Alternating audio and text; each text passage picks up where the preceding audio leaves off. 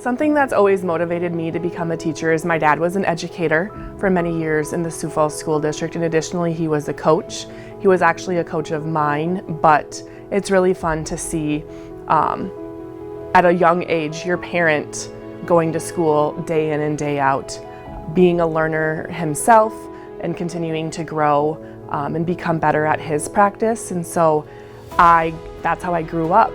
I grew up with my dad going to school. I went with him when I was really young, and so from first grade I just knew that this is what I was going to do.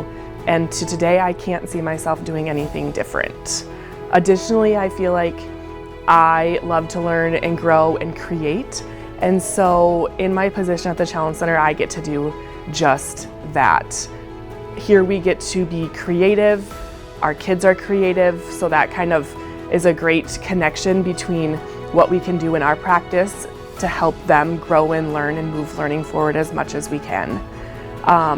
Making sure that kids feel loved as well is really important, and that they have a safe place to go, and that school is that for them. And so I'm just proud that I get to provide that for the students I serve today and those that I've served in the past.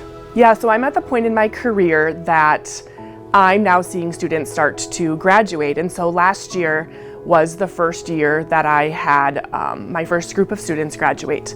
I had them as third graders, and so it was, to be very honest, a trying class. And there was one friend in that class who just kind of held an extra special place in my heart.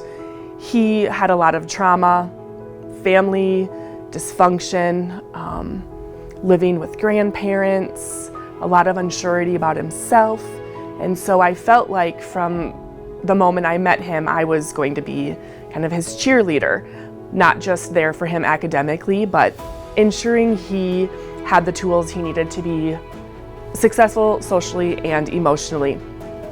Fast forward a few years, the student is now in middle school, and I'm guessing it was an assignment, reach out to a past teacher.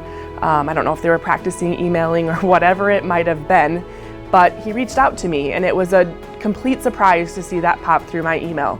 And although that was just an honor, what was more of an honor is what he shared with me in that email. And he shared some pretty personal things about himself and who he has become and kind of the path he's looking to take. And so to know that he felt safe enough several years later to share that with me was just, I was in awe.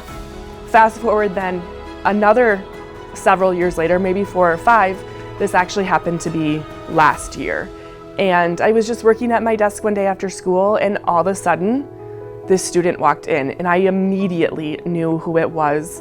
And as I'm talking about it, I'm getting like goosebumps and shivers at this time. And so we embraced in a hug, and you could just feel the joy that was there, not only for myself, but from him as well. He shared that he had got a full ride scholarship and that he was going to become a teacher. And so he thanked me, and there were a couple other staff members that he had as well and interacted with frequently in here. And it was a great moment to know that, goodness, from 3rd grade to 12th grade, there was a huge difference that I made. And although he probably doesn't remember the academic piece of things, that social and emotional side, and knowing that he felt safe here and was safe to come back, was just everything that I could have ever imagined feeling in my teaching career. I also received a letter this year from a student that I had as a 4th grader. I'm guessing they were working on letter writing, or just encouraged to reach out and say, hey, thank you so much for all you've done. And so this individual, she wrote me a letter, and she just said, I'm here to tell you that you're one of the best teachers I've ever had, and it just reminds me of my why, to make a difference in the lives of others. And she just shared some of the memories that she had from 4th grade, not only those academic memories, but that was also the COVID year. And so showing resilience and working through hard times and giving each other grace.